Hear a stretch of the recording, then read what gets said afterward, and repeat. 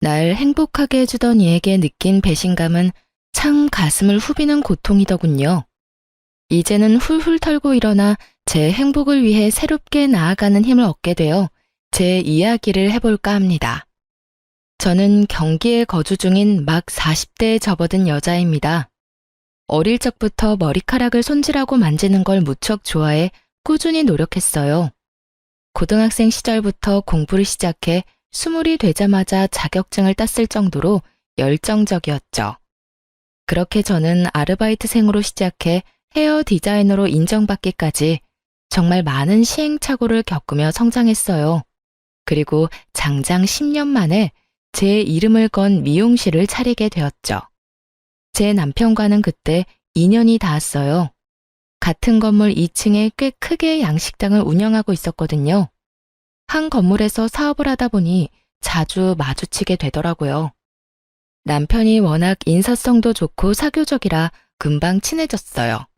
그 덕에 자연스럽게 서로가 단골이 되었네요.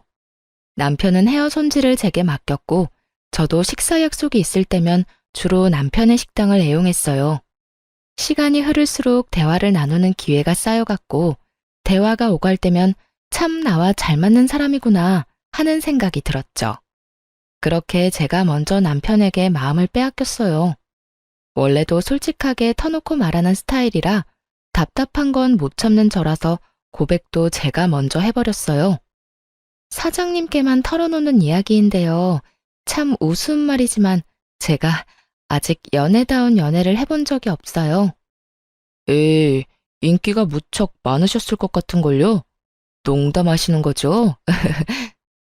농담이라뇨, 정말이에요. 앞만 보면서 열심히 달리느라 주변을 못 봤거든요. 그런 제 주변을 살피게 해주신 분이 딱 사장님이세요. 그래서 말인데 저랑 연애다운 연애 한번 해보실래요? 제 용기 덕에 저와 남편은 연인 사이로 발전할 수 있었답니다. 남편은 제 고백이 물 흐르듯 자연스러워 처음엔 고백이라는 생각을 못했다고 해요. 뒤늦게 말뜻을 이해하고 심장이 터지는 줄 알았다나요? 연애하며 알아간 제 남편은 너무도 자상하고 이해심이 깊은 사람이었어요. 연애하는 내내 까탈스러운 저를 배려해 주어 작은 마찰도 없을 정도였으니 말입니다. 저희 시댁과 친정은 우리가 일하는 곳 근방이었어요. 그래서인지 서로 왕래하는 게 너무도 당연하게 느껴졌죠. 일찍이 양가 부모님께 인사까지 드리고 화목하게 지냈으니까요. 제 시부모님은 평생 당신들 머리 손질은 제게 맡기고 싶다고 할 정도로 저를 마음에 들어해 주셨어요. 우리 서영이 처음 봤을 때부터 딱 내 며느리감이다 싶을 만큼 마음에 쏙 들었었는데 이렇게 솜씨 좋은 재주까지 가졌을 줄은 꿈에도 몰랐네. 제가 그렇게 마음에 드셨어요? 너무 영광입니다. 제가 어머님 헤어스타일은 평생 책임질게요. 이 재롱둥이 어쩜 이리 예쁘게 말을 해? 자기 지금 한 그 말 프로포즈야? 꼭 지켜야 한다. 평생이라는 말 말이야. 이렇듯 원래도 저를 무척 좋아해 주셨지만 미용사인 직업 덕에 점수를 많이 따기도 했던 것 같아요. 그리고 저희 부모님께서도 남편을 정말 좋아해 주셨어요. 모르는 사람이 보면 제가 며느리고 제 남편이 아들이라고 오해했을지도 모를 만큼요. 친정엄마는 결혼도 전인데도 불구하고 주말 저녁 타임마다 남편이 고생이 많다며 그의 식당에 가 일까지 거들어줄 정도로 챙겼거든요. 연애하는 1년 반 동안 언제나 화기애애했어요. 그리고 양가 부모님의 큰 축복 속에서 성황리에 결혼까지 하게 되었죠. 우리 부부는 오롯이 신혼생활을 즐기길 원했어요. 남편은 아이가 자연스럽게 찾아와 준다면 몰라도 우리 행복을 조급한 마음으로 망치고 싶지 않다고 했어요. 노산이라는 핑계로 아이를 갖겠다고 버둥대면 힘들지 않겠냐고요. 저 역시 당장의 숙제로 끌어안고 갈 필요는 없다고 여겼기에 저나 남편이나 서로의 생각을 존중했어요. 남부럽지 않을 만큼 행복한 결혼 생활을 이어가던 어느 날 남편이 운영하는 양식당에 큰일이 닥치고 말았습니다. 그 일로 시부모님은 저희 부부에게 선을 그으셨어요. 저희의 일이니 도움을 줄 수 없다고요. 엄마, 나 지금 좀 곤란한 상황에 처했어. 나 좀 도와줘. 내 숨구멍 좀 트여줘요. 사업하다 보면 원래 그런 일 다 겪고 그런 거 아니야? 큰일도 아닌데 호들갑은. 톰은 잠잠해지면 다시 좋아질 거야. 넌 우리 형편 뻔히 알면서 손 벌릴 생각부터 해. 내가 아들을 잘못 키웠지. 으휴. 하지만 자식이 나이를 먹었다 한들 부모의 마음을 다 알지는 못하죠. 결국 남편은 서운한 마음에 시댁과 담을 싸버렸어요. 시부모님도 그런 저희에게 서운하다며 각자 도생하자고 연을 끊으셨고요. 엎친 데 덮친 격이라고 남편의 식당은 그 후로 더욱 힘들어졌어요. 자기야, 나 어떡하지? 우리 어떡해? 오빠, 일단 해명글부터 준비하자. 오랫동안 찾아주신 단골분들은 믿어주실 거야. 고작 그런 걸로 대처를 할 수 있을까? 나 무섭다, 소영아. 문 닫게 될까봐 겁나. 걱정 마, 오빠. 그럴 일 없을 거야. 소문은 소문으로 잠재우는 거라잖아. 나도 내 샵 단골 중에 오빠네 식당 단골이신 분 많으니까 홍보도 잘해보고 해명글도 붙여놓고 할게. 이 일의 첫 시작은 우리 건물 주변에 새로 생긴 같은 업종의 한 가게에서 손님을 빼앗기 위해 야근 수를 썼던 거였어요. 남편의 식당에서 최근까지 일하다 퇴사한 직원인 것처럼 꾸며내 비위생적인 식당이라며 지적한 글을 올렸더라고요. 하지만 남편의 식당에는 2년 이내에 퇴사한 직원 자체가 없었죠. 그런데 한 번 난 소문은 시간이 갈수록 커져만 갔어요. 말도 안 되는 구설수로 나중에는 매출까지 반토막이 나버렸거든요. 거기다 설상가상으로 오래도록 함께 일했던 셰프까지 갑작스럽게 그만두면서 장사 자체가 원활하게 이루어지지 못하는 지경까지 이르게 되고 말았습니다. 그렇게 엄청난 적자를 감수하며 운영한 지 넉 달 차.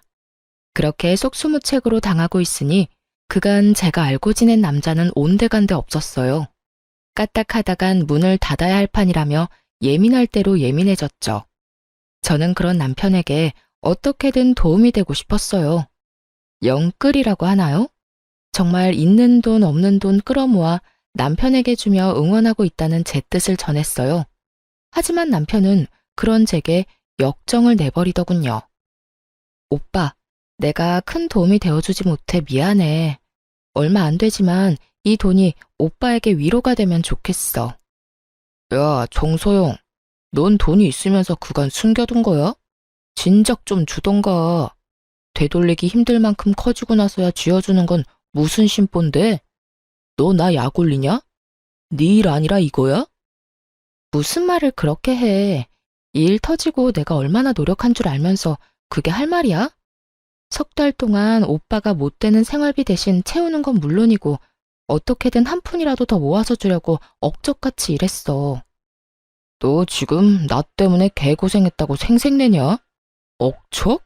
참나 어처구니가 없네. 그래서 네가 나한테 준 돈이 얼만데? 고작 몇 천만 원 쥐어주고서 공치사해? 그래, 아주 고마워서 돌아가실 지경이네. 됐냐? 됐어?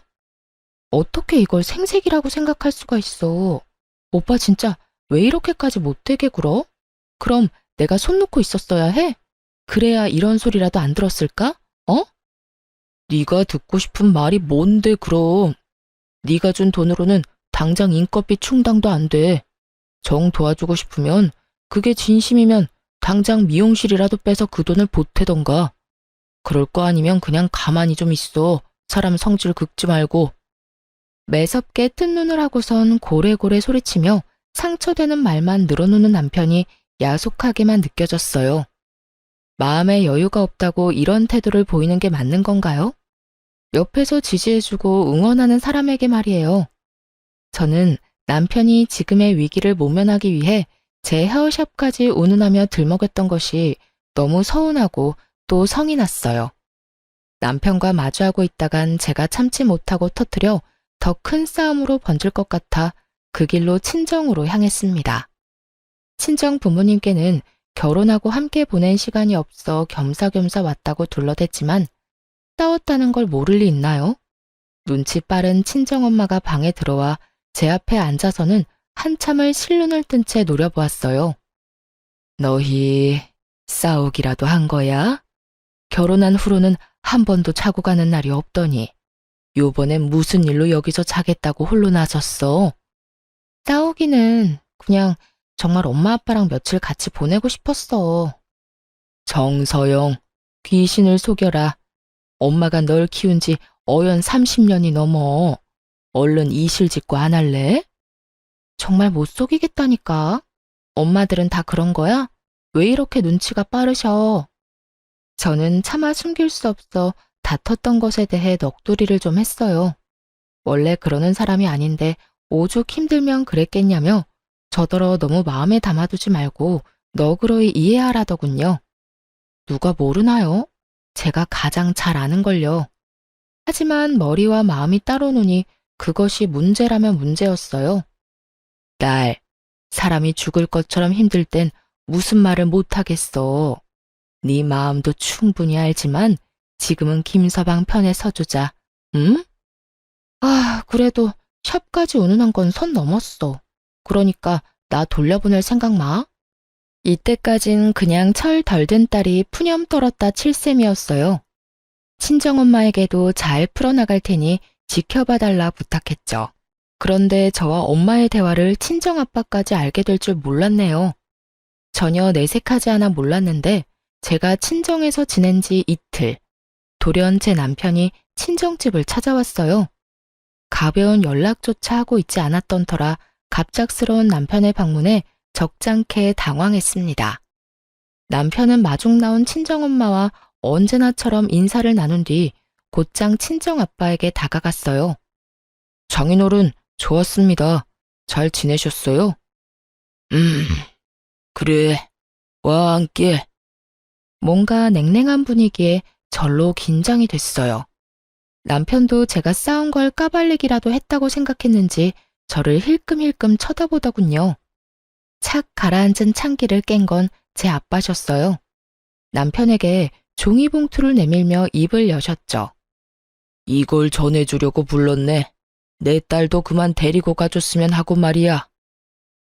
이게 뭡니까, 장인어른? 내가 아내와 딸이 나누는 대화를 들었네. 우리 딸이 자네 걱정을 많이 하더군.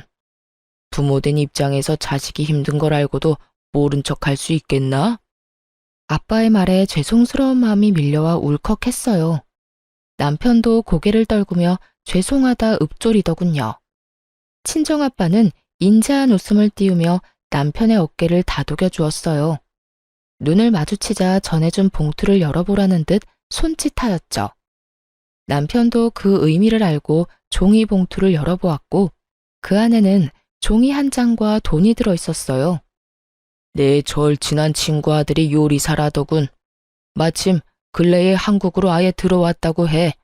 그래서 부탁을 좀 했네. 내 마음대로 직원을 추천해 미안하지만 잘 봐주게. 유능한 친구니 말이야. 그리고 이 돈은 사업자금에 보태게. 투자하는 거니 부담 갖지 말고 다시 시작한다는 생각으로 한번 부딪혀봐. 자네가 잘 돼야 우리 서영이도 잘 되는 것 아니겠나. 장인어른, 감사합니다. 정말 감사합니다. 제가 더 잘하겠습니다. 열심히 살게요. 철없는 딸이 마음의 짐을 얹어드려 죄송해요. 아빠, 고마워요. 정말 고마워요. 그날 저와 제 남편은 안도하는 마음에 부모님 앞에서 한참을 엉엉 울었네요. 친정엄마는 사이가 왔는데 울리고 그냥 보낼 수 없다며 저녁상까지 거하게 차려주셨어요. 부모님의 그늘이 얼마나 포근하고 안심이 되는지 30이 넘은 나이에 새삼 또 느꼈습니다.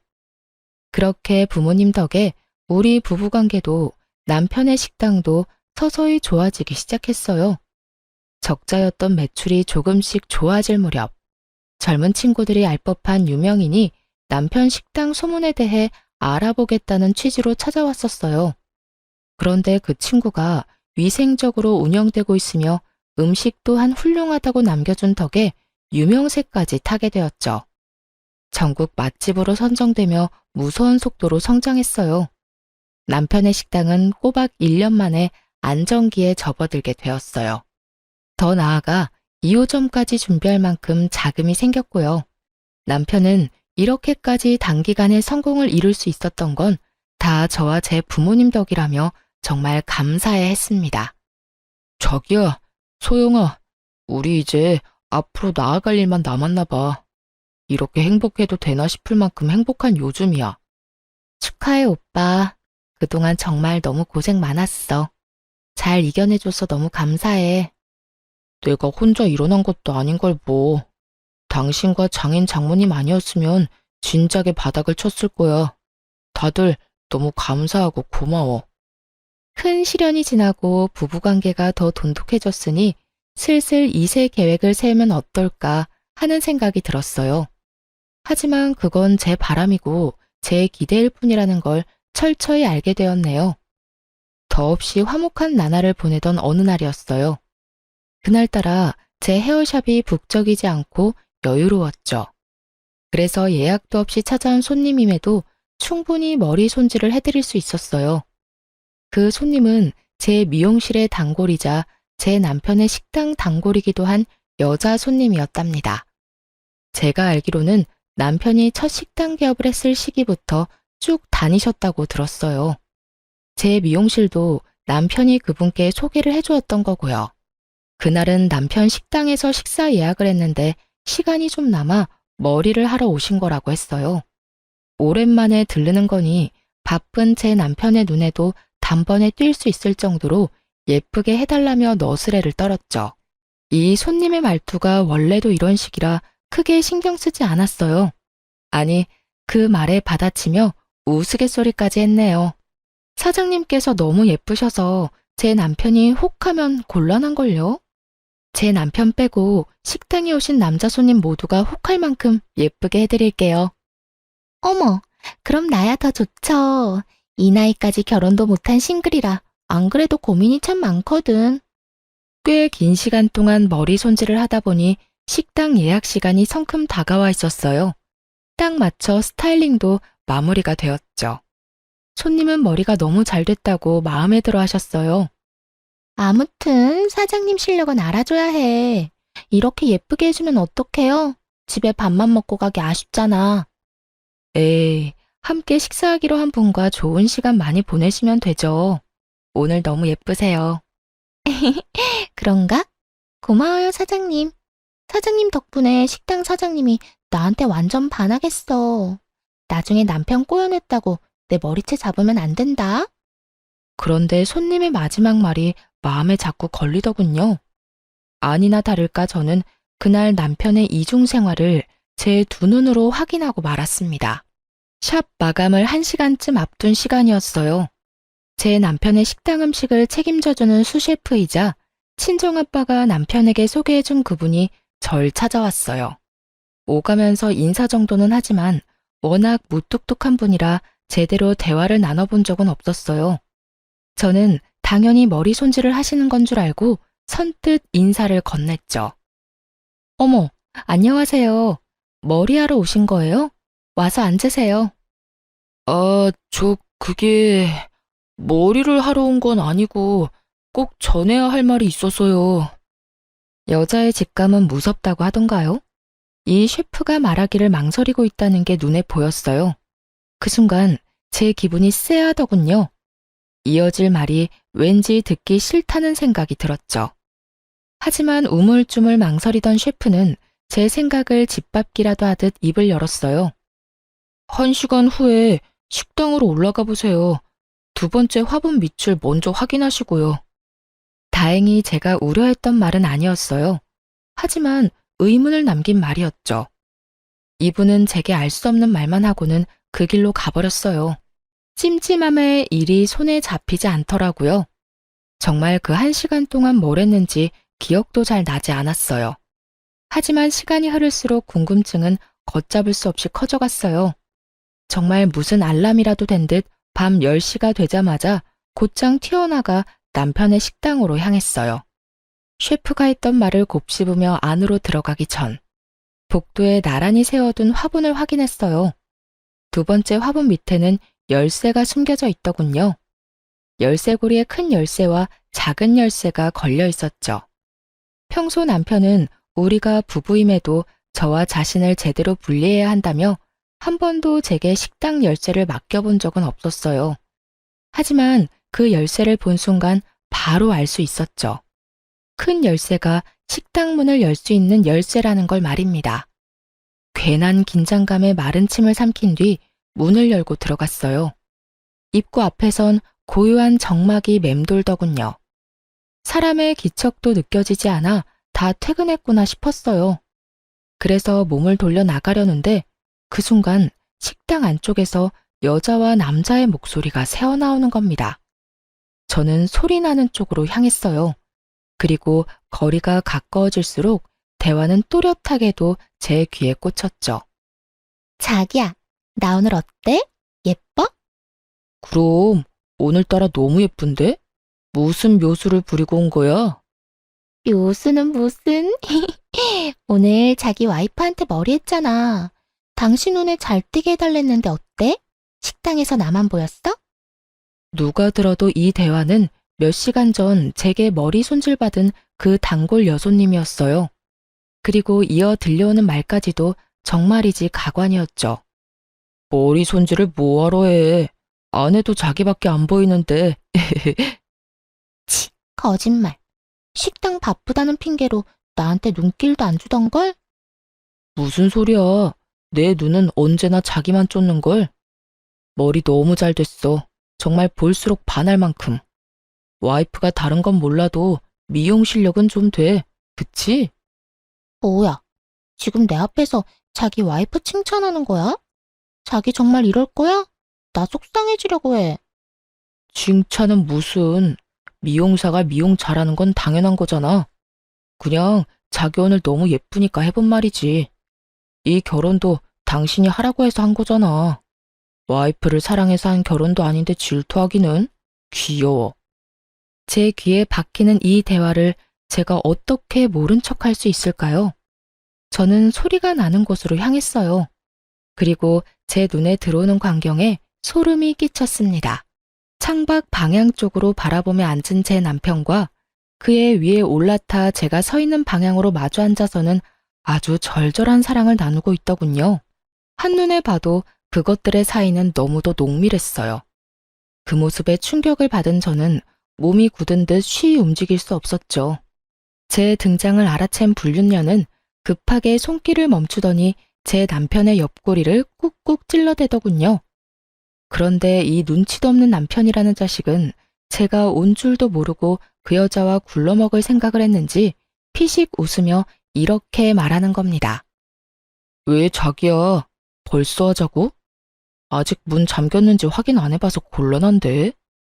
그 말에 너무도 기가 차 불륜녀가 입을 떼기도 전에 제가 대신 대답해 줬습니다. 웃옷은 왜 벗니? 아랫돌이 굴리려는 거면서. 자기 뒤통수에서 들려오는 제 목소리에 소스라치게 놀라서는 황급히 불륜녀를 자신의 다리 위에서 내리곤 일어나더군요. 그 행동을 하면서도 불륜녀가 다칠까 조심스럽기까지 했더랬죠. 자기의 외도를 어떻게든 해명하겠다며 제게 다가와 횡설수설하는데 그 모습이 어찌나 가짠턴지 냅다 팔을 뻗어 남편의 뺨을 사정없이 내리쳤습니다. 그러자 불륜녀가 제 앞까지 성큼 다가와서는 제 얼굴을 내리치며 소리치는 거 아니겠어요? 야, 네가 뭔데 내 남자 얼굴에 손을 대? 너랑 결혼했다고 이 남자가 네 남자인 줄 알아? 왜 이 사람이 너랑 결혼했는데 다 내가 시켜준 거야. 내가 하라고 해서 네가 이 남자랑 지금껏 부부로 살 수 있었던 거라고. 이 무슨 말도 안 되는 소리인가요? 저와 남편의 결혼을 자기가 시켜준 거라뇨. 이해할 수도 없는 말을 짓거리며 제 얼굴에 흠집을 낸 불륜녀의 태도를 저는 참을 수 없었어요. 그래서 저 역시 똑같이 눈꼴 시리는 불륜녀의 얼굴에 흠집을 내주었어요. 네 남자라는 증거가 어디 있는데? 너희 둘이 눈 맞아서 그렇게 정하면 그렇게 되는 건 줄 알아? 넌 법적으로 사실혼으로 쳐주지도 않아. 가정 깬 추잡스러운 불륜녀일 뿐이라고 이년아. 뭐? 추잡스러운 불륜녀?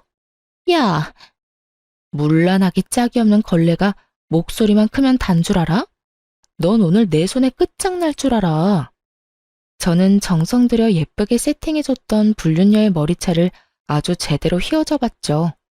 질세라 불륜녀 역시 제 머리채를 잡더군요. 그렇게 한바탕 육탄전이 벌어졌고 결국 남편이 가까스로 말려 멈출 수 있었어요. 이렇게 되었으니 상황을 설명해 주겠다더군요. 바람에 설명이 뭐가 필요하냐고 따지며 성을 냈지만 남편은 꿋꿋이 입을 나불거리더군요. 외도로 친다면 내 외도 상대는 당신이야. 누나와는 널 알기 전부터 알던 사이였으니까. 아니, 10년을 사랑했고 여전히 사랑하는 여자니까. 뭐? 여전히 사랑하는 여자? 그럼 나랑 결혼을 왜 한 건데 왜? 너희 관계에 나를 우겨 넣어서 내 인생에 죄를 뿌린 건데? 그건 유감이지만 나라곤 뭐 마음이 편했겠소? 그 결혼은 나한테는 꼭 해야만 하는 선택이었다고. 그 누구도 제게 미안하다는 사과는 하지 않더군요. 아니, 가진 핑계를 가져다 붙이며 어쩔 수 없었다고 표현했죠. 그리고 그 핑계는 저를 걷잡을 수 없이 화나게 했어요. 알고 보니 상간녀와 남편은 10년의 세월 동안 얽혀있던 사이였어요. 심지어는 둘이 결혼까지 할 뻔했고요. 하지만 왜 결혼하지 않고 불륜으로 관계를 이어갔냐고요? 불륜녀의 집안에서 큰 반대를 했던 모양이었어요. 남편의 식당이 2호점까지 생기면 그때 결혼 허락해주겠다고 했다더군요. 그러던 차에 제가 딱 1층에 꽤 크게 헤어샵을 차리게 되어 이 인간 같지도 않은 쓰레기들 눈에 띄고 만 겁니다. 저를 이용해 제 등골 빼먹을 계획을 세웠고 이 모든 걸 실행하기 위해 불륜녀가 남편을 종용했던 거였어요. 이 모든 이야기를 알게 되니 눈앞이 아득하더군요. 제가 사랑하는 사람이라 이 사람도 나밖에 없는 사람이라 철석같이 믿고 의지했던 지난날의 저를 부정당하는 느낌이었어요. 그런데 악마보다 더 악마 같은 남편은 끝까지 제 가슴을 후벼 팠습니다. 모든 걸 네가 다 알게 돼버려서 말인데 누나네 부모님과 약속한 5년을 넘기는 것도 곤란하고 이제 내 식당 분점인 2호점 준비 거의 끝났잖아. 그러니까 나랑 합의 이혼해줬으면 해. 깔끔하게 말이야. 그래, 서로 피곤하게 질척대지 말고 깨끗하게 정리하자. 이 남자 내가 빌려줬고 그 덕에 행복했었잖아. 이제 빌린 거 반납한다 생각하면 되겠네. 결국 저는 눈이 뒤집혀 가게를 뒤엎으며 난리를 쳐댔어요. 합의 이혼 같은 소리 하네. 그리고 뭐? 빌려준 거 반납해? 너희가 사람이면 이렇게는 못하지. 이 파렴치한 쓰레기들아. 감정에 휘둘려 막말하지 말고 이성적으로 판단해. 너 이 사실 알고도 나랑 계속 결혼 생활 이어갈 수 있어? 아니잖아, 소영아. 합의 이혼이 너도 안 힘들어. 알잖아. 기가 막혀.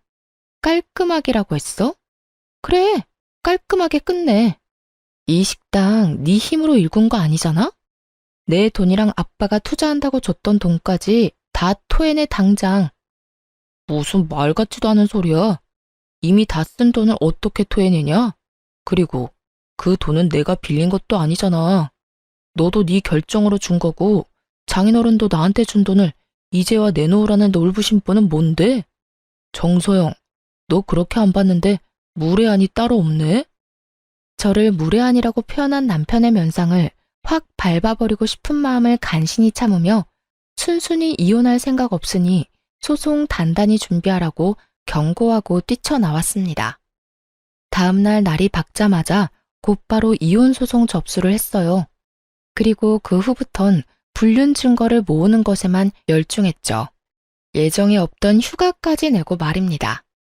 이 인간들은 숨길 생각도 없었는지 마음먹고 찾으니 증거가 우수수 쏟아지더군요. 남편 식당의 셰프가 알려줬던 두 번째 화분을 기억했다가 남편 모르게 식당에 들어가 창고방에 있는 CCTV까지 낱낱이 확인해 남편의 외도를 입증할 모든 걸 찾아냈어요. 작은 열쇠가 창고방 열쇠라는 것쯤은 바로 알 수 있었으니까요. 평소 남편이 금요일 밤이면 주말 장사를 대비한다고 집에 늦게 들어왔던 게 생각나 금요일을 위주로 찾아봤어요. 그런데 아니나 다를까 불륜녀가 매주 금요일 밤마다 찾아왔더라고요. 거기다 식당에서 저지른 난잡한 행위들이 모두 담겨 있었어요. 이리 빼도 박도 못하는 불륜 증거들이 있으니 이혼 소송은 물 흐르듯 흘러갔어요. 전 남편은 자신이 승소할 확률이 적어지니 불안했는지 나중에는 친정아빠가 투자했던 돈만은 절대 뺏기지 않겠다며 난리를 치더군요. 또 지금 네가 우세하니 기고만장해졌나 본데 네 아빠가 준 돈은 어떻게 못해. 그렇게 돌려받고 싶었으면 차용증이라도 쓰지 그랬어? 이혼 위자료 그깟 돈 준다고 내가 망할 일은 없다 이거야. 그렇구나. 그런데 어쩌지? 네가 돈 가지고 큰 소리 치는 날은 오늘이 끝이야. 차용증 같은 거 없어도 그 돈은 네가 토해내게 될 거거든. 제 말처럼 이혼 소송의 끝에는 전 남편이 제 친정아빠의 돈까지도 모조리 뱉어내야 했어요. 사실 제 남편의 외도를 처음 확인하게 된 그날 처음부터 끝까지 다 녹음을 해두었거든요. 그런데 이 멍청한 인간들이 제가 온 줄 모르고 아빠가 준 돈에 대한 이야기까지도 나눴었죠. 그나저나 자기야, 이제 슬슬 신혼집 구해야 하지 않아? 신혼집은 어디로 구할까? 장인어른이 준 돈 덕에 수월하게 됐잖아. 원하는 곳으로 말만 해. 자기 호강시켜줄게. 제 아빠가 투자한 돈으로 신혼집이라니. 이런데 어떻게 제 투지가 불타지 않을 수 있겠어요? 무조건 뺏어오겠다 다짐하고 또 다짐했었어요. 그런데 완전 범죄는 세상에 없다는 말이 맞나 봐요. 전 남편의 식당에 관해 안 좋은 소문을 낸 사람이 그만둔 셰프가 벌인 것이었다는 게 밝혀졌고 그 셰프를 꼬여낸 게 다름 아닌 상간녀였다는 사실까지도 알게 되었으니 말입니다. 남편이 돈을 빼앗아 오는 게 지지부진하니 상간녀가 남편도 모르게 나섰던 거였어요. 운 좋게 제 아빠의 돈까지 챙겨가게 된 거였더라고요. 제 전 남편이 제대로 제가 녹음해뒀던 파일을 듣고는 당황해 말실수를 제대로 한 거예요. 그건 제가 일부러 장인어른께 돈 받으려고 벌인 일은 아닙니다. 만나고 있는 사람이 저 모르게 꾸며냈던 거지 저는 아무것도 몰랐다고요. 저야말로 정말 힘든 시간을 보냈었어요. 애초에 장인어른의 돈을 받을 거라는 걸 몰랐다는 말입니다. 이유가 어찌됐든 친정아빠가 투자한 돈을 불륜에 사용하려 했다는 증거를 부정할 수는 없는 일이잖아요. 결국 재산과 위자료는 물론 그 외의 돈까지도 전부 챙겨받으며 완벽한 이혼 승소를 맞을 수 있었습니다. 전 남편은 저와 이혼 후 식당 문을 닫아야 했어요. 정확히는 친정아빠가 소개해준 셰프가 식당을 인수했습니다. 전 남편이 제게 줄 돈을 마련하느라 식당을 내놔야 했거든요. 2호점도 물론 제대로 시작도 못한 채 망해버렸고요. 그 후로 꽤 오랫동안 저는 스치듯이라도 전 남편을 본 적조차 없었어요. 하지만 이 모든 게 끝이 났던 건 아니었어요. 이혼 서류에 찍은 도장 잉크가 다 말라갈 무렵부터 느닷없이 전시모가 찾아오기 시작했으니 말이에요. 이혼한다는 사실을 알게 된 후로는 저를 쳐다도 보지 않던 분이었어요. 자기 아들이 잘못했으니 당연히 헤어지는 게 맞다고 저더러 잘 먹고 잘 살라고 인사까지 하셨던 분이죠.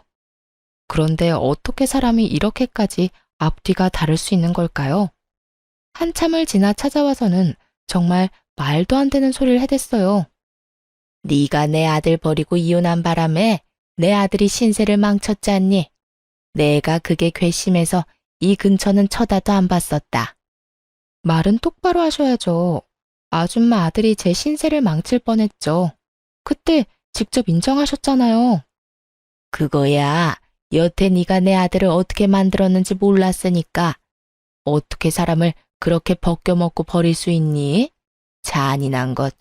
지금 이렇게 마주하고 있는 것도 소름이 다 끼친다. 소름 끼치신다는 분이 그럼 여긴 왜 오셨는데요? 나라고 오고 싶어 왔겠어? 아무리 찾아도 마땅히 머리할 곳이 있어야 말이지. 네가 내 머리 손 좀 봐줘야겠다. 이혼할 때 내 아들한테 있는 돈 없는 돈 다 떼갔으니까 그걸로 내 미용값도 받은 셈 치면 딱이겠네. 이제와 제게 갑질이라도 하려고요? 다른 곳 찾아보세요. 나가세요, 얼른. 전 시모는 못해주겠다는 제가 마음에 들지 않았는지 불같이 화를 내며 역정을 냈어요.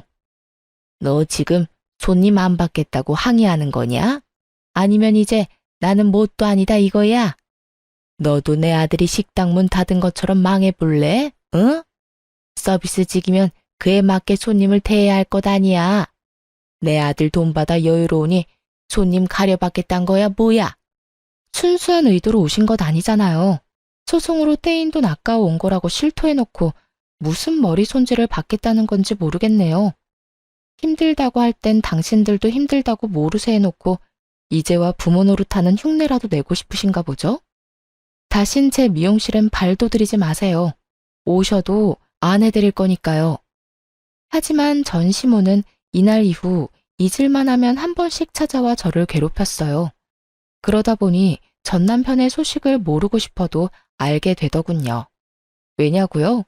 전 시모가 제가 잘 살고 있는 것에 질투가 났는지 엄청 전 남편과 그 불륜녀에 대해 떵떵거려댔거든요. 덕분에 똑부러지는 새 며느리 얻었다며 임신도 해서 곧 손주까지 볼 거라며 말입니다. 하지만 그런 시모에게 제가 해줄 말은 딱 하나였어요. 조강지처 눈에서 피눈물 뽑은 놈이 잘 살 일은 없겠지만 아직까진 잘 살고 있다니 다행이네요. 부디 두 번의 이혼을 맞이하는 파국은 없길 바래요. 제 돈 내고 머리 손질하실 거 아니면 그만 가주세요. 손님 받아야 해요. 이 못돼 처먹은 것, 말하는 뽐새가 그따위니까 내 아들이 널 끝까지 마음에 못 품은 거야. 남자 마음 하나 못 잡는 것이 입만 살아서는. 결국 경찰에 바로 신고했네요. 전 시모는 그제야 제 미용실에 더는 찾아오지 않았어요. 물론 전 남편과 그 불륜녀의 소식 또한 더는 들을 일이 없었죠. 그렇게 평화로운 날들을 보내기를 1년. 앞으로 평생 볼 일 없을 줄 알았던 전 남편을 딱 맞닥뜨리게 되었습니다. 바로 자신이 이혼 전 운영하던 식당에서요. 자기가 직접 자기 발로 찾아왔더군요. 그런데 제 앞에서 하는 모양새가 어찌나 웃음이 나던지 묻지도 않았는데도 제게 아는 체를 하더니 자기가 엄청 잘 산다고 과시하며 허무맹랑한 말을 하는 겁니다. 이번에 다시 여기 식당 인수해볼까 하고 왔어. 당신 미용실 운영은 여전히 할 만한가 봐. 내 식당 덕에 자리 잡아놓고 여태 장사하다니. 내가 이 식당 인수하고 나면 각오 좀 하는 게 좋을 거야. 내 덕에 먹고 살았던 너, 내 덕에 문도 닫게 만들어줄 테니까. 나를 망하게 한다느니 식당 인수를 한다느니 말하더니 호기롭게 2층 식당으로 향하더군요. 저는 그런 전 남편을 전혀 신경 쓰지 않았어요. 아니, 신경 쓸 거리도 되지 않더라고요. 전 남편이 올라간 지 5분쯤 지났을까요? 제게 전화 한 통이 왔고 저는 그 연락을 받고 남편이 올라간 식당으로 향했어요. 그리고 곧 제 등장에 전 남편은 기함하며 뒤로 넘어가더군요. 직원 채용은 제 약혼녀가 신경 써주는 부분이라. 저기 오시네요. 인사하세요. 제 약혼녀 정서영 씨입니다. 네가 어떻게... 아니, 약혼녀라니 이 무슨... 사실 전 남편과 이혼 후 새로운 식당 주인인 셰프와 좋은 관계로 지내왔어요. 처음에는 제가 그 구린 도랑창에서 나올 수 있도록 해준 분이라 감사한 마음에 제가 나서서 감사함을 표했어요. 그 뒤로 혼자가 된 저를 살피고 챙겨주더라고요. 제가 이혼녀라는 걸 알고도 마음을 열어주기까지 했고요. 그런 유일한 남자에게 흔들리지 않을 재간은 없었어요. 정확히 제 마음을 표현하자면 의지를 많이 하게 되었어요.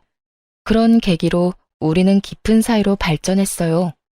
그런데 타이밍도 참 신기하게 전 남편이 식당에 면접을 보러 오기 딱 한 달 전, 약혼식을 올린 예비 부부였습니다.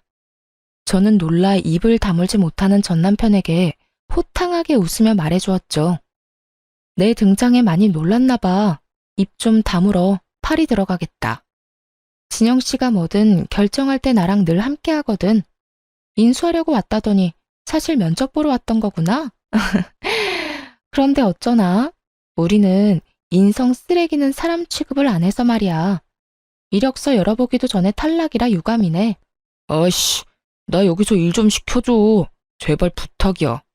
여기서 일하기 제격인 사람이 나라는 건 당신도 잘 알잖아. 나 꼭 오늘 안에 일 구해야 해. 소영아, 나 정말 나쁜 마음 안 먹고 일만 열심히 할게. 저 말씀 중에 죄송하지만 저 역시 제 약혼녀의 전 남편에게는 노동도 그 대가도 지불할 마음이 없습니다. 돌아가 주세요. 그게 무슨 소리야. 진영 씨, 우리 모르는 사이도 아니잖아. 나 이 식당 사장이었고 당신이 내 직원이었던 거 기억 안 나? 내가 당신한테 페이도 더 쳐줬잖아. 제발 좀 써주라, 응? 전 남편은 그제야 굽신대며 제발 일자리 좀 달라며 애원했어요. 거기다 알고 싶지 않았지만 자기가 이렇게 구는 이유까지도 옳더라고요. 나 우리 부모님 반대에도 무릅쓰고 재혼했어. 소영이, 넌 알잖아. 내가 얼마나 애틋했는지. 그렇게 어려움 이겨내고 그렇게도 바라던 내 애까지 생겼는데, 그런데 나는 돈도 미래도 없는 남자라고 날 믿고 평생을 살 수 없겠다며 누나가 죽겠다고 덤비는데 어떡해. 나 지금 당장 돈 벌어야 해. 도와줘. 그래, 내가 너네가 어떤 사랑을 했는지 잘 알지. 남들한테 손가락질 받을 사랑. 애 생긴 건 축하해. 나랑 애 안 가지려고 고생했는데 말이야. 그런데 어쩌니? 난 널 축복하지 않아서 네 인생이 어떻게 되든 내 알 바 아니야. 소영아 제발. 진영씨, 나 좀 살려줘. 내 애는 무슨 죄니? 묵은 감정으로 내 애까지 애비 없이 살게 할 수 없잖아. 널 애비로 둔 죄지 무슨 죄야. 당장 우리 식당에서 꺼져. 일손이 아무리 부족해도 너한테는 티끌만한 일도 맡길 생각 없으니까. 전 남편은 다시 이혼을 할 수는 없다며 끝까지 애원했어요. 하지만 저흰 매달리려는 전 남편을 시원하게 걷어차줬습니다. 울며 불며 애원하는 전 남편의 입을 통해 새로 알게 된 사실도 있었어요. 사실 나 재혼하고도 정말 힘들었어. 누나가 임신한 덕에 어찌어찌 재혼까지 하게 됐지만 그 후부터 정말 지옥같이 살았다고. 그걸 내가 꼭 알아야 하니? 누가 궁금하대? 동정심 유발이라도 할 작정으로 이러는 거야? 동정심 유발이 아니라 내가 지금껏 겪은 내 처지를 털어놓는 거야. 그만큼 나 일자리가 궁하니까. 나라고 자존심 다 굽히고 이러는 거 쉽지 않아. 정말 간절하다고. 나이는 차고 경력은 딱히 인정받을 만한 게 없으니 받아주질 않아. 지금 처한 상황으론 일용직 말고는 할 수 있는 게 없는데 애 태어나면 그땐 또 어떡하냐? 경력이라도 만들려면 번듯한 일을 하루빨리 잡아야 하잖아. 나 정말 지푸라기라도 잡는 심경으로 여기 온 거야. 그러니까 내칠 생각만 하지 말고 사람 셋 살린다 생각하고 좀 받아주면 안 될까? 어찌나 구질구질하던지. 그런데 제가 받아줄 필요는 없잖아요? 웃기지 마. 네가 먹같이 살아서 먹 같은 여자랑 살게 된 거지. 넌 평생 개고생 좀 해봐야 돼. 네 엄마한테 조강지쳐 버리고 떠난 네 놈이 잘 살 리 없다고 장담했는데 정말 잘 못 살아줘서 그건 너무 고맙다. 이렇게 통쾌한 기분 느끼게 해줘서 말이야. 전 남편은 펑펑 눈물을 쏟으며 떠났어요. 그리고 3년이 지난 지금까지도 마주친 적은 없네요. 사람 배신하며 사는 사람 중에 잘 되는 사람은 없잖아요. 전 남편도 딱 그런 이유로 힘겨운 삶을 살게 된 것 아니겠어요? 인생에서 가장 많이 하고 그만큼 너무도 중요한 선택이라는 것이 나의 미래의 삶을 꾸려가게 해주는 거잖아요. 그런데 그 선택을 그렇게 말아먹었으니 잘 될 턱이 있나요? 저는 제 뒤통수를 치고 떠난 못된 놈 덕에 정말 진국인 남자까지 만나게 되었네요. 제가 겪은 모든 일을 알면서도 그런 저를 위해 기꺼이 자신의 품을 내어준 지금의 남편을 만났으니 말입니다. 위에서 약혼자라고 표현했던 그 남자와 진정한 부부가 된 지 벌써 3년이라는 시간이 흘렀어요. 깨볶는 신혼을 실컷 즐겼으니 이제 가족 계획을 세워볼 참이에요. 이이가 아이를 바랬지만 저를 배려해 지금껏 기다려주었거든요. 안정적인 가정을 통해 행복을 채워가며 그렇게 남편과 살고 싶어요. 저는 변함없이 그 자리에서 샵을 운영하고 있어요. 제 일에 대한 자긍심을 늘 새기기 위해 언제나 최선을 다하고 있답니다. 나중에 알았는데 지금의 제 남편이 정말 외국에서 정말 유명한 셰프였더라고요. 그래서 세계에서 알아주는 가이드에서 당당히 이름을 올리고 활동하고 있답니다. 사람이 살면서 언제나 기쁨만 가득할 순 없지만 이의와 잘 헤쳐나가며 더 단단한 믿음과 사랑으로 거듭나길 바라봅니다. 제 사연이 잠시나마 시청자분께 즐거움이 되었길 바라며 이만 사연 마칠게요. 푸른 하늘만큼이나 푸른 날 가득한 하루 되세요. 감사합니다.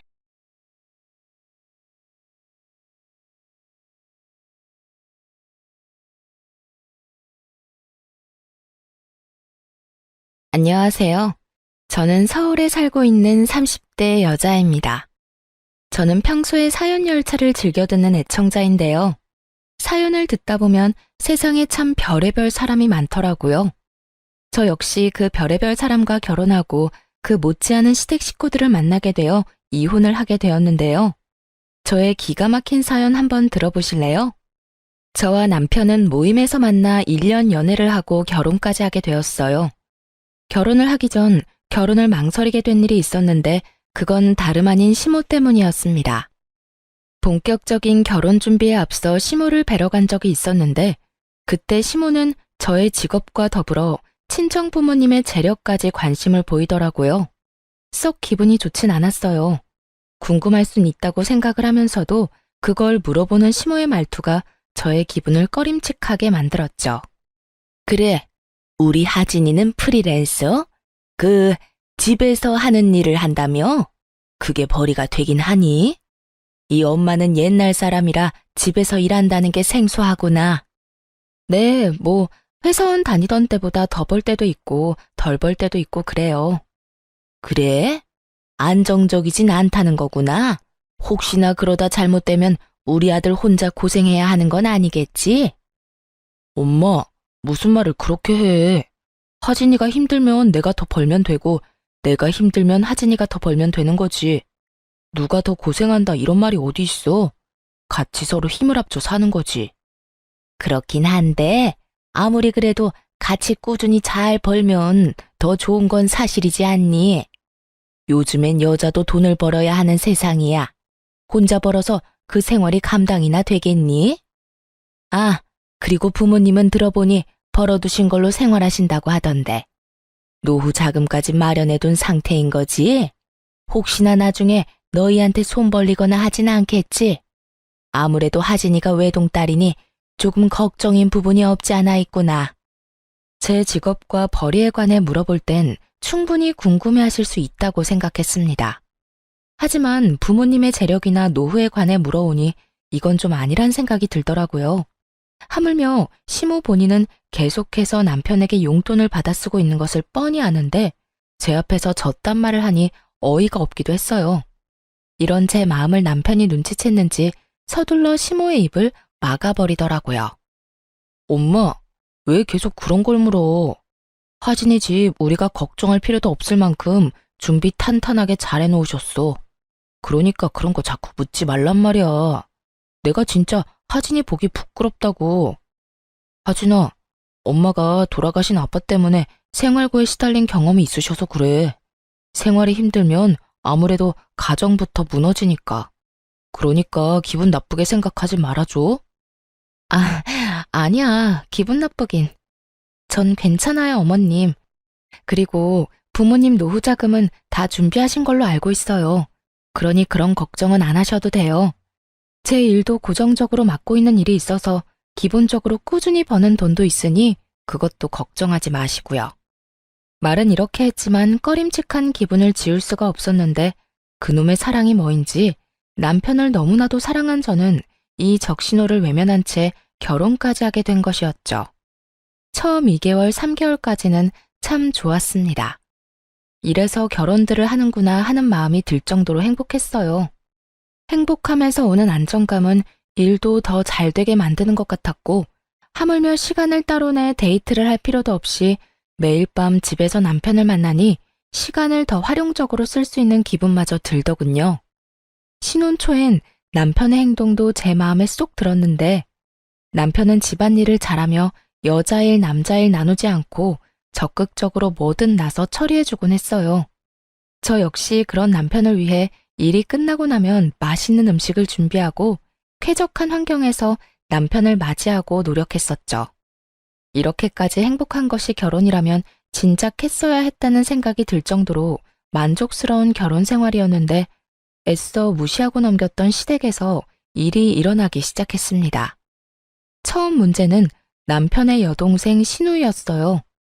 저에겐 제 능력을 따지는 것도 모자라 친정의 재력에 대해서도 아낌없는 걱정과 우려를 토해내던 시모는 정작 본인 노후에 대한 대책도 없어 보이더군요.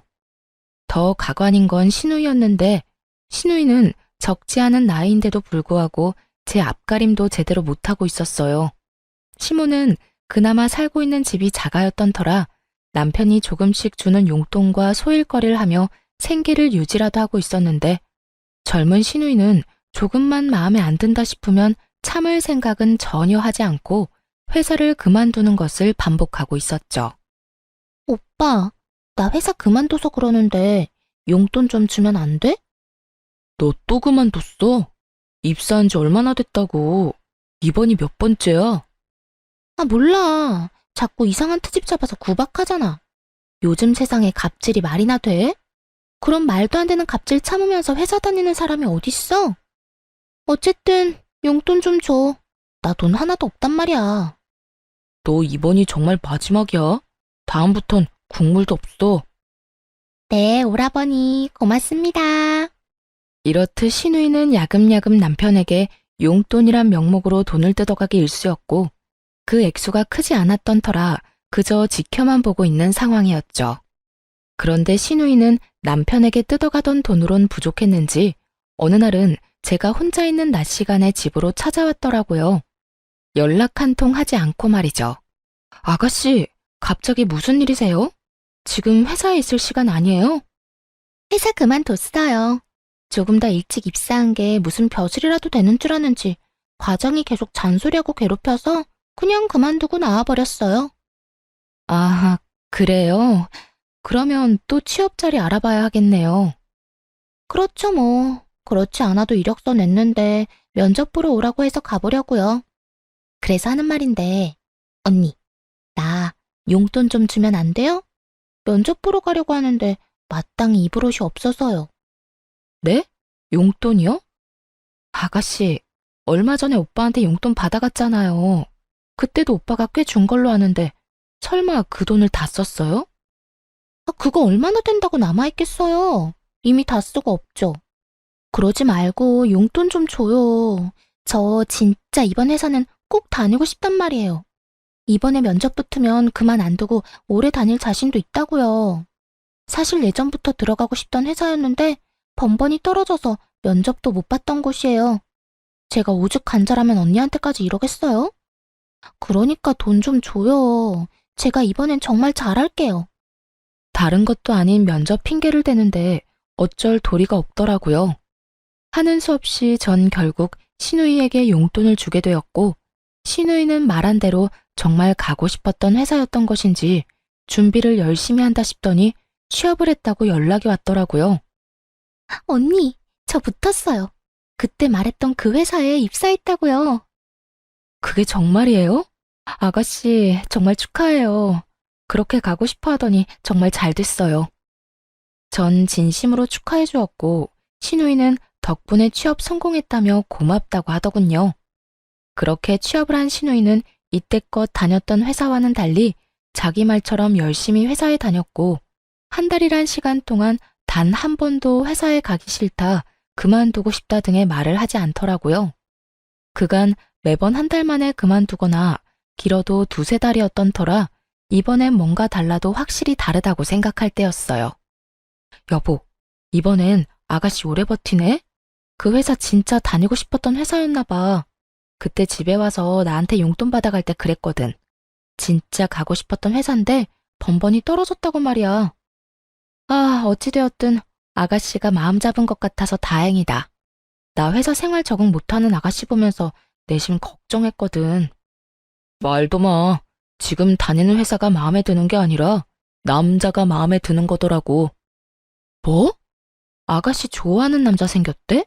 아니면 남자친구라도 생긴 거야? 남자친구 생기셨단다.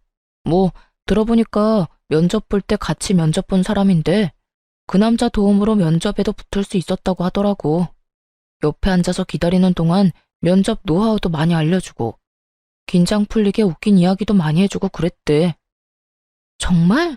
그러면 입사 동기하고 사내 커플인 거네? 그렇지. 아주 푹 빠져있더라. 말끝마다 자기 남자친구 자랑을 해대는데 귀 따가워 죽는 줄 알았어. 신우이에겐 꽤 괜찮은 남자친구가 생긴 듯 했고 전 그 이유가 무엇이든 간에 신우이가 회사에 잘 다니는 것 같아 다행이라고 생각했어요. 딱 여기까진 다 괜찮았습니다. 젊은 남녀가 서로 좋아 만나겠다는데 그건 문제가 될 것이 전혀 없었죠. 하지만 그 다음이 문제였어요. 그날은 시모가 집으로 불러 시댁으로 간 날이었는데 시모의 안색이 안 좋더라고요. 그래서 전 걱정스러운 마음에 시모에게 이유를 묻게 되었죠. 그런데 어머님, 아가씨가 연애하는 게 그렇게 걱정이세요? 아가씨 남자친구가 마음에 안 드세요? 안색이 너무 안 좋아요. 아니, 그런 게 아니야. 오히려 남자친구는 잘 만났더구나. 집도 잘 사는 것 같고 사람도 성실하고 반듯한 것이 마음에 들었어. 지금 혼자 사는데 글쎄 그 아파트도 자가라고 하더구나. 그래요? 젊은 나이에 능력이 좋네요. 여러모로 좋은 일인 것 같은데 왜 그렇게 표정이 어두우세요? 아니 글쎄 우리 딸 임신을 했다나 봐. 모아둔 돈은 전혀 없는 주제에 덜컥 임신이라니. 일을 어떻게 해? 상대방은 바라는 게 많아 보이던데 우리는 능력이 안 되니 말이다. 돈은 없으면서 당장 결혼해서 아기는 무조건 낳을 거라고 난리다. 내가 골머리가 다 아파. 연애한 지 한 달 만에 임신, 그리고 결혼이라니. 솔직히 당황스럽긴 했어요. 그렇다고 이미 가진 아기를 지우라고 할 수도 없는 노릇이고, 또 그렇다고 준비된 것도 없는 아가씨에게 하고 싶은 대로 다 하라고 할 수도 없는 노릇이었죠. 그렇게 제가 당황스러움에 아무 말도 하지 않고 있으니 시모가 내 눈치를 살피며 이야기를 꺼내기 시작했어요. 그래서 하는 말인데 네가 시집 올 때 해온 신혼집 알아보니까 그 아파트 가격 많이 올랐던데 그거 처분해서 우리 딸 시집 좀 보내면 안 되겠니? 저를 시댁으로 부른 목적이 밝혀지는 순간이었어요. 결혼을 할 당시에 남편이 모은 돈이 별로 없어 친정에서 아파트를 해주셨는데 그 아파트를 팔아 시누이 결혼 자금으로 내놓으란 말을 하려 저를 부른 것이었더군요. 이런 정신나간 시모들이 있다고 하더니 제 시모가 이런 정신나간 말을 저에게 할 거라고는 상상도 못했습니다. 이런 문제일수록 애매하게 말해 괜한 기대감을 주는 것보다 확실하게 딱 자르는 게 맞다고 생각해 저는 조금 단호하게 나가기로 했어요. 네? 제 집을요? 그러면 저희는 어디서 살아요? 어디서 살긴 여기서 살면 되지 않니?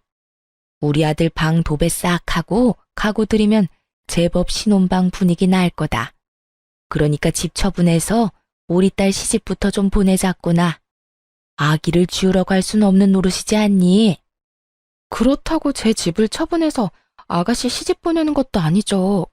저도 힘들게 번 돈으로 힘들게 장만한 집이라고요. 저희 부모님 돈도 들어가기도 했고요. 어찌됐든 전 그럴 생각 없으니 어머님도 방금 하신 말은 없던 걸로 해주세요. 제 말에 시모는 섭섭한 기색을 숨기지 않더라고요. 그때까지 소중하다는 듯 부여잡은 제 손을 제가 안 된다고 하자마자 신경질적으로 뿌리친 시모는 이렇게 말했어요. 넌 어떻게 된 애가 생각해본다는 말도 안 하니? 네가 그렇게 딱 잘라서 안 된다고 말하면 내가 민망할 거란 생각은 안 하는 거니? 넌 어쩜 그렇게 네 기분, 네 생각만 하니? 민망하셨다면 죄송해요. 그런데 저는 어머님을 민망하게 만들고 싶어서 그랬던 게 아니라 이런 문제일수록 딱 잘라 정확하게 말아야 한다고 생각해서 그렇게 말씀드린 거예요. 아무리 길게 생각해본다 한들 안 되는 일인데 시간 끌면 뭐해요? 괜히 기대만 하게 만들지 않겠어요? 전 그런 상황 만들기 싫었던 것뿐이니 너무 기분 나빠하지 마세요. 이미 기분 다 상했다. 네가 뭐 지금이라도 다시 생각해 본다고 하면 내 기분이 좀 풀릴 것 같기도 한데 어떠니? 다시 생각해 볼래? 누가 아니? 지금은 딱 잘라서 안 되는 일이지만 곰곰이 다시 생각해 보면 가능성이 생길 수도 있는 일이지 않니?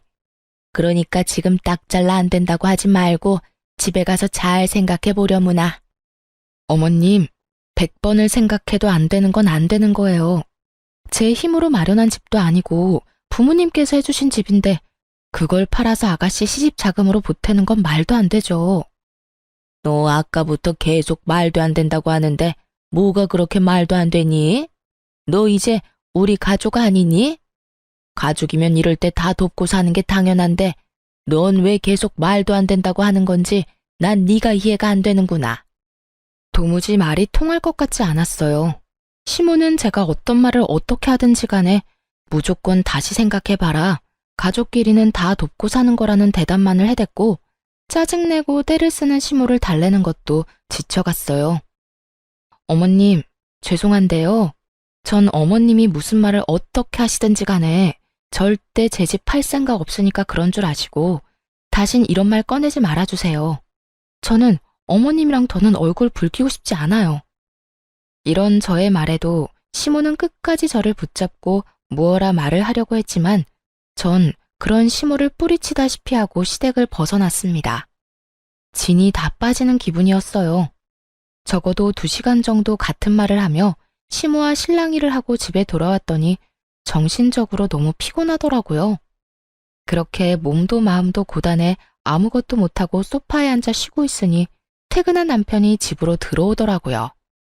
남편도 눈이 있다면 만신창이가 된 제 상태가 보일 텐데 남편 놈은 저를 보자마자 다짜고짜 또 시누이 이야기를 꺼내기 시작했어요.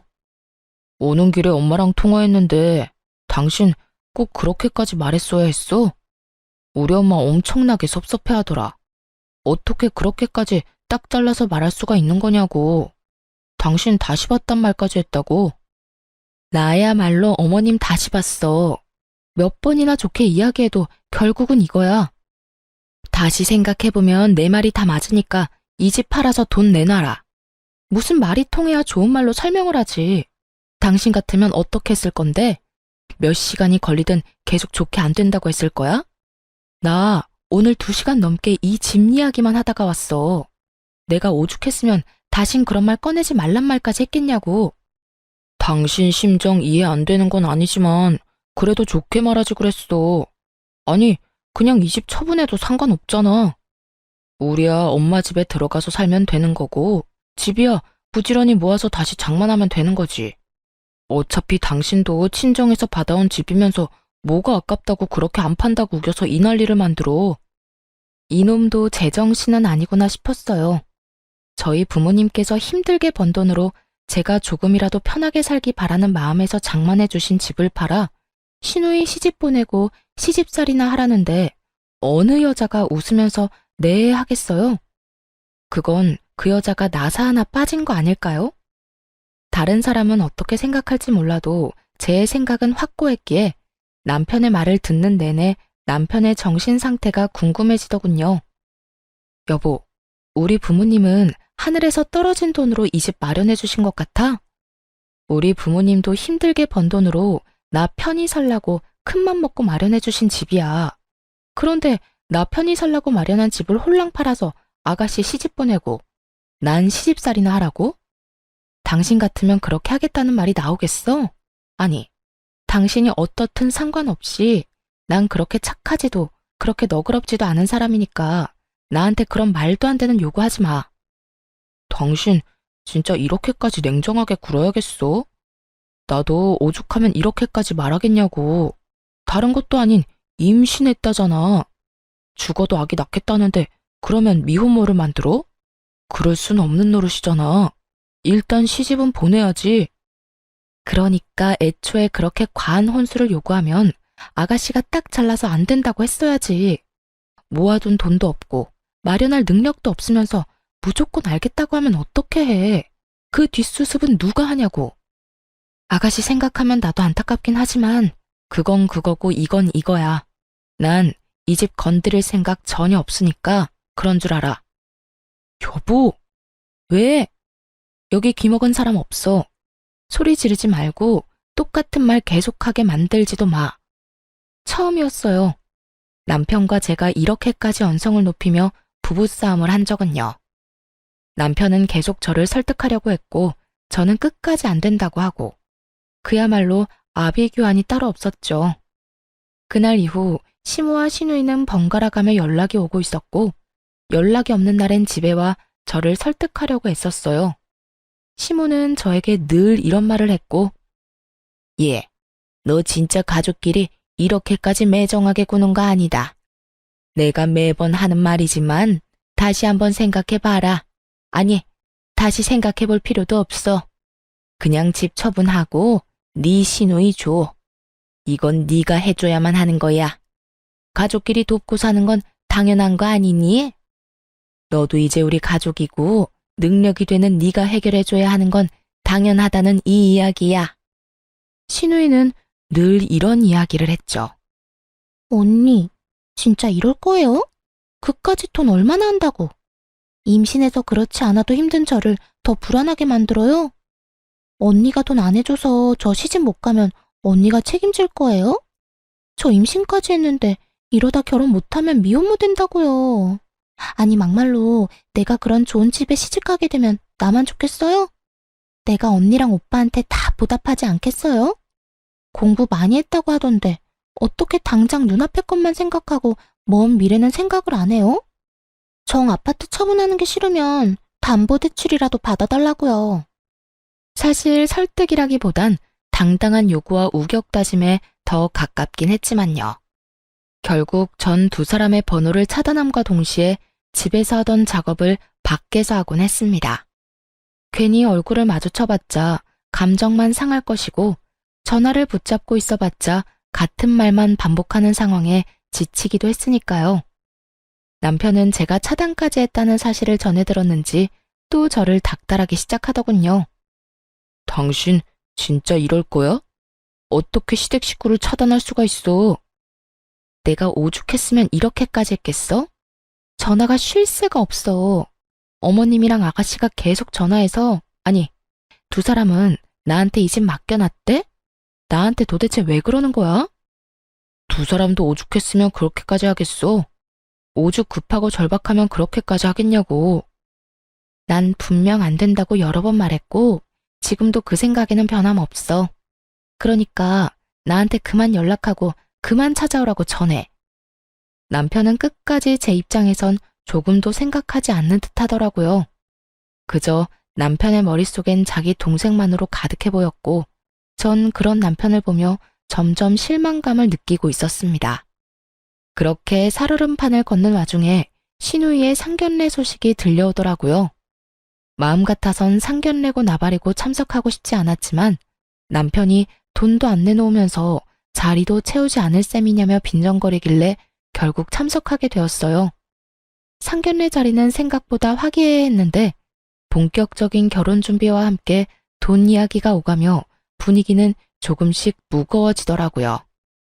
저희는 아무리 급하게 하는 결혼이라도 격식은 차리고 싶은데 사돈 생각은 어떠세요?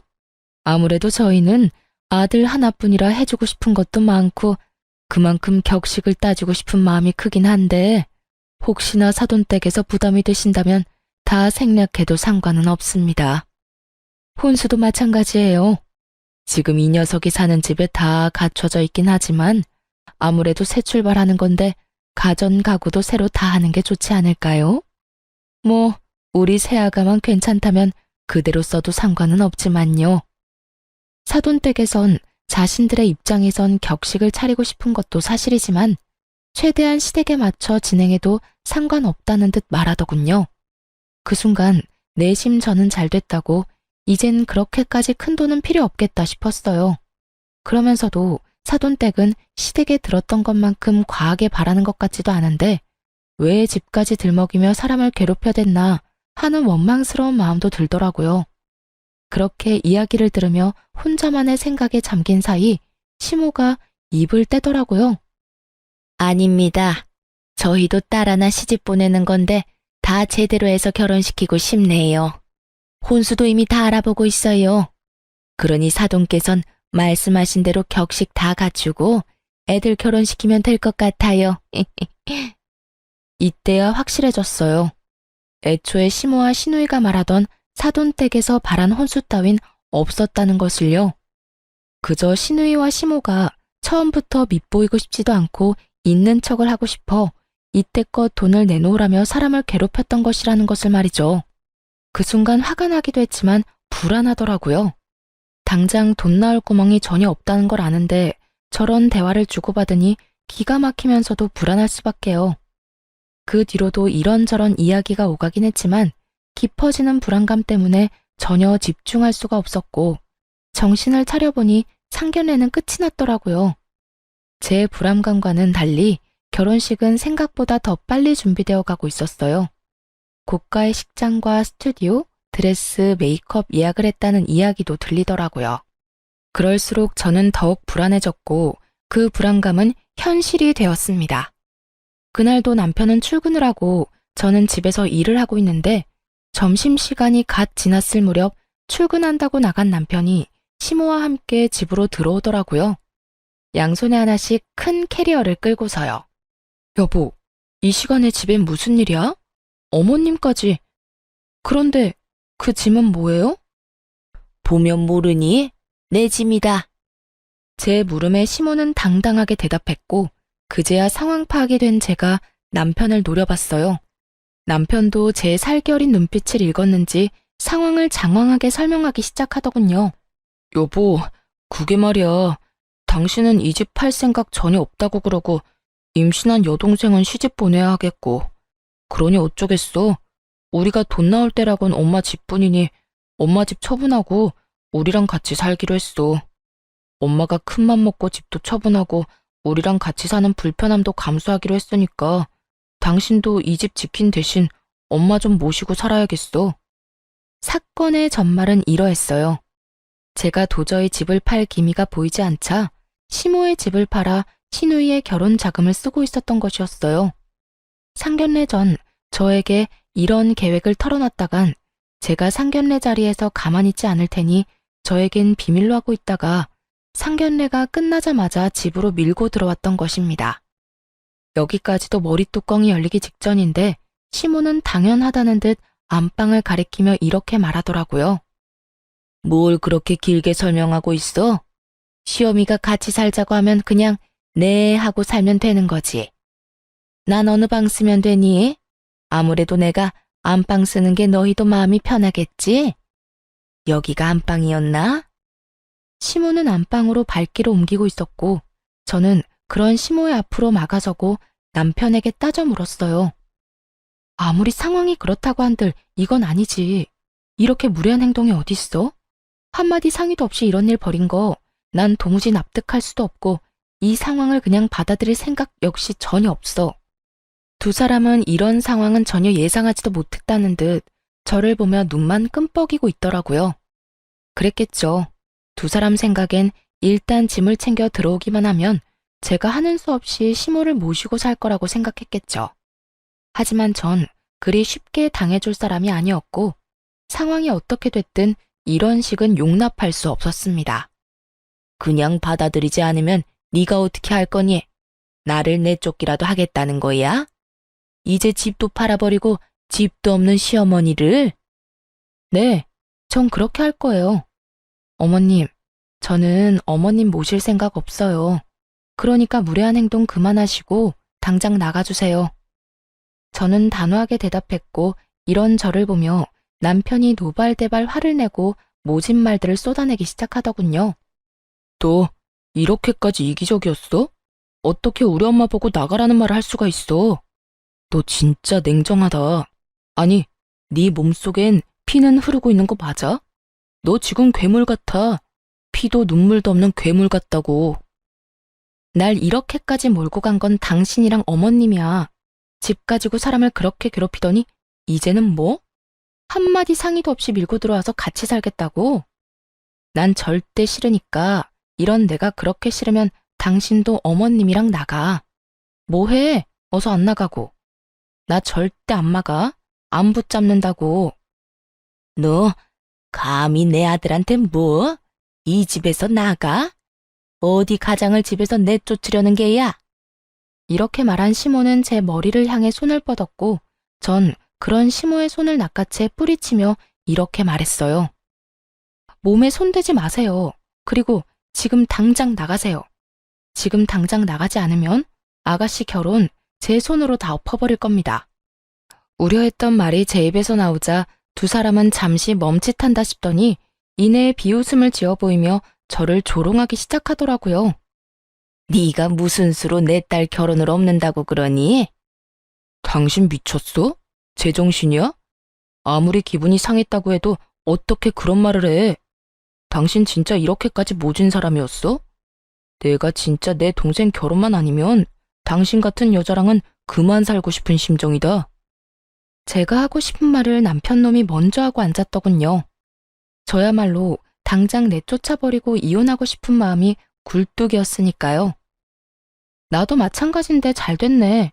그러니까 당장 이 집에서 나가. 이혼하고 싶은 여자랑 얼굴 보면서 살 필요가 뭐가 있어. 어디 어른 앞에서 건방지게 이혼 이야기를 꺼내는 게야? 너 도대체 뭘 믿고 이렇게까지 나오니? 이까지 집? 너 지금 이까지 집 믿고 이렇게 건방지게 구는 거니? 집 있는 게 무슨 벼슬이라도 되는 줄 아나? 자기가 뭔데 이혼을 한다 만다 하는 것도 모자라 내 딸 결혼까지 망친다고 하는지. 저 다 알고 있어요. 아가씨 임신한 거 아니라는 거. 뭐야? 네가 그걸 어떻게 알고 있는 거야? 그래요. 아가씨는 임신한 적이 없었어요.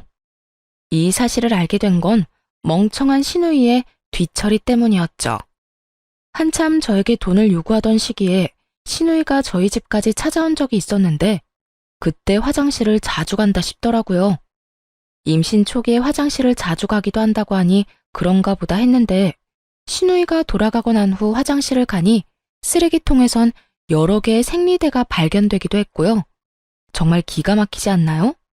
어떻게 임신을 가지고 장난질을 할 수가 있는지 제 상식으론 이해가 되지 않더라고요. 아무리 그 남자를 붙잡고 싶고 그 집안의 재력이 탐이 난다고 한들 그런 거짓말은 절대 안 된다고 생각했죠. 그러면서 이때껏 저를 대했던 모든 행동에 대해 의구심을 품게 되기도 했고요. 사실 처음에 신우이가 임신했다고 하며 시집갈 돈이 없다고 했을 때 조금 흔들렸던 건 사실이에요. 아파트 처분까진 아니더라도 그동안 제가 모았던 돈 정도는 보태주려고 했었어요. 하지만 시모가 파렴치하게 나오는 모습을 보며 그 생각도 스치듯 지나가 버렸고 절대 아무것도 내주면 안 된다는 생각을 하게 된 것이었죠.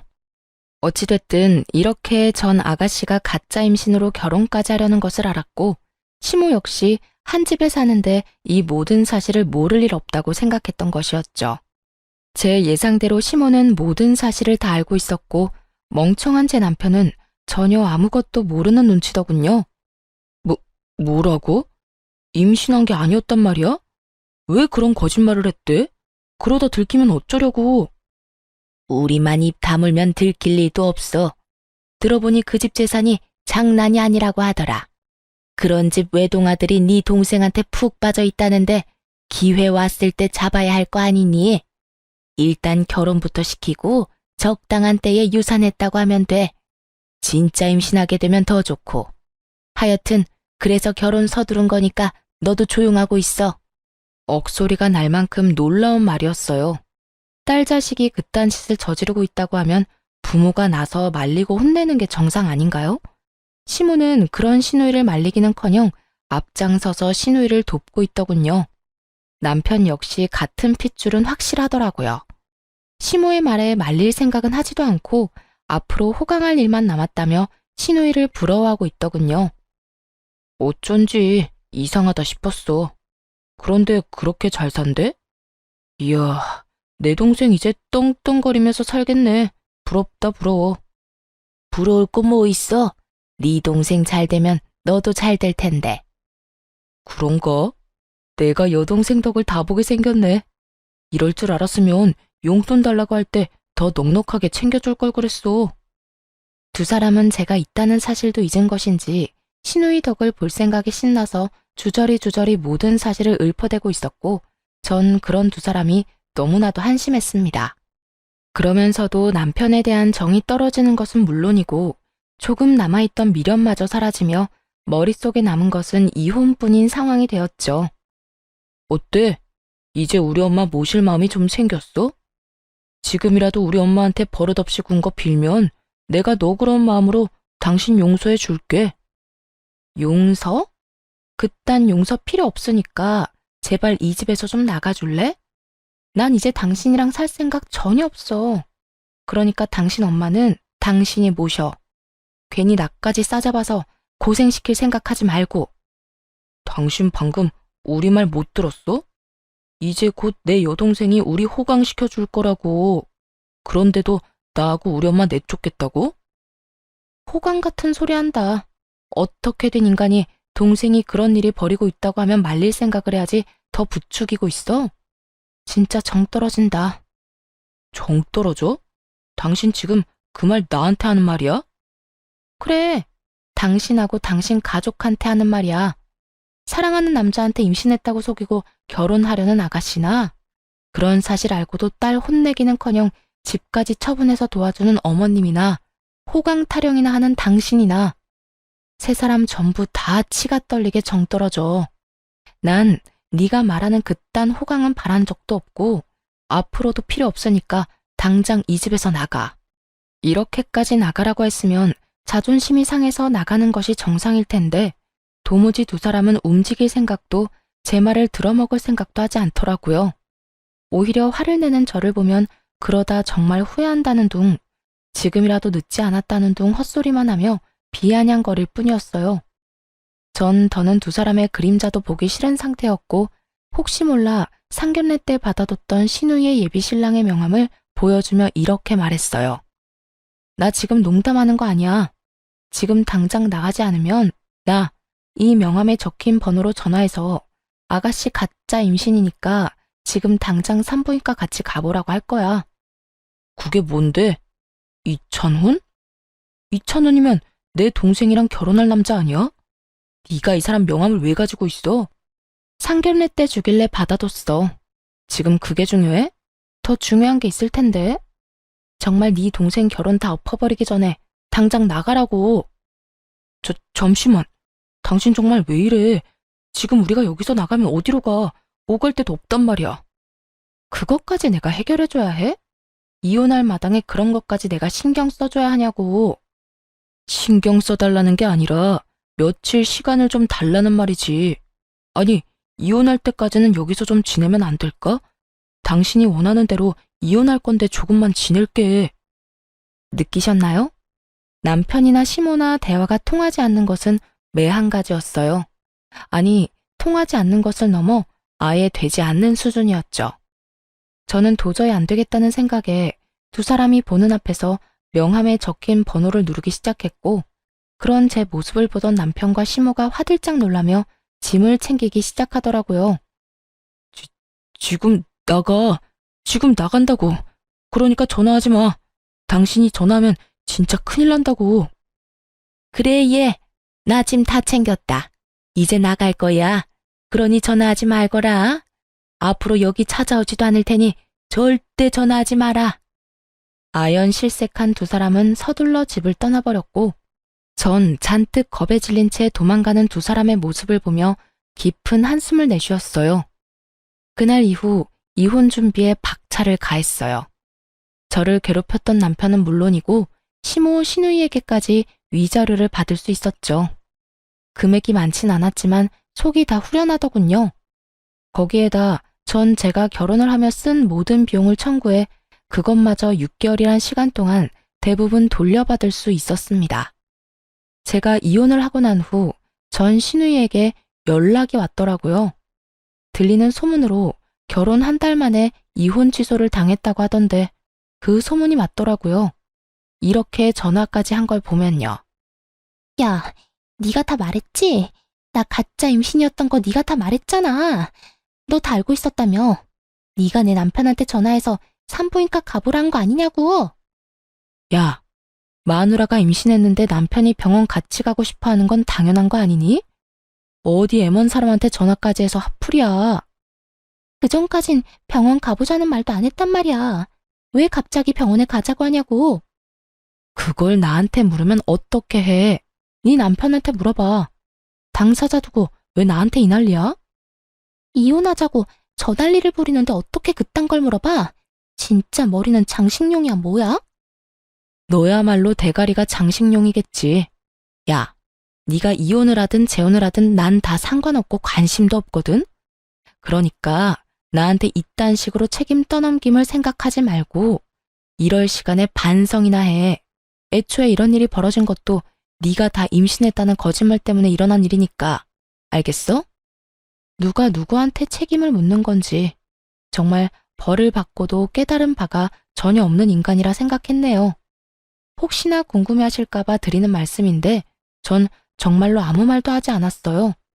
처음엔 연락해 말해줄까 싶기도 했지만 그렇게까지 깊게 관여하고 싶지 않아 명함을 벌어버렸습니다. 제 일처리에도 힘이 벅찬 상태라 남 생각할 여유가 되지 않기도 했고요. 어쨌든 전 신우이는 이혼이 아닌 혼인 취소가 되었다고 들었고 그 뒤에 경악스러운 일이 회사에 소문이 나며 그토록 어렵게 입사하게 된 회사도 그만뒀다고 하더군요. 여러 위자료와 결혼을 한다고 집까지 팔아 써댔던 모든 돈을 허공에 날린 꼴이 되어버린 것이었죠. 그렇게 빚쟁이가 되어버린 세 사람은 작은 집에서 옹기종기 모여 산다는 이야기를 들을 수가 있었네요. 이렇게 그 악연도 끝날 거라 생각했는데 아니더라고요. 전 남편이 집으로 찾아왔으니까요. 찾아와서 다시 받아달라고 매달렸냐고요? 아니요. 돈을 빌려달라 매달리더군요.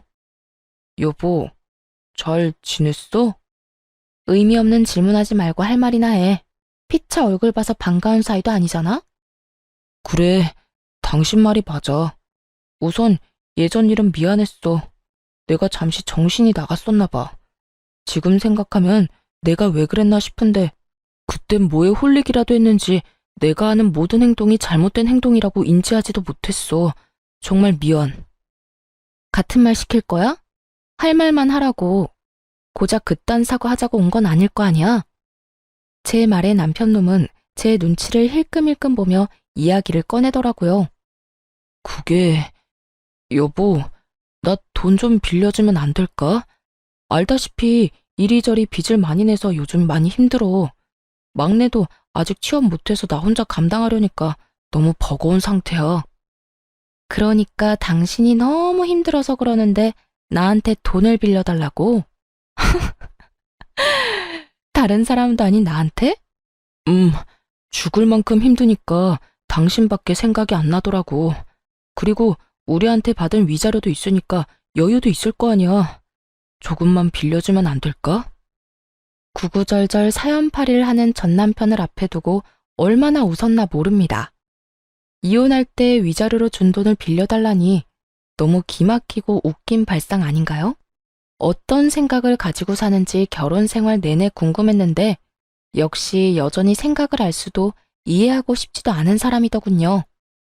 위자료로 준 돈을 빌려달라?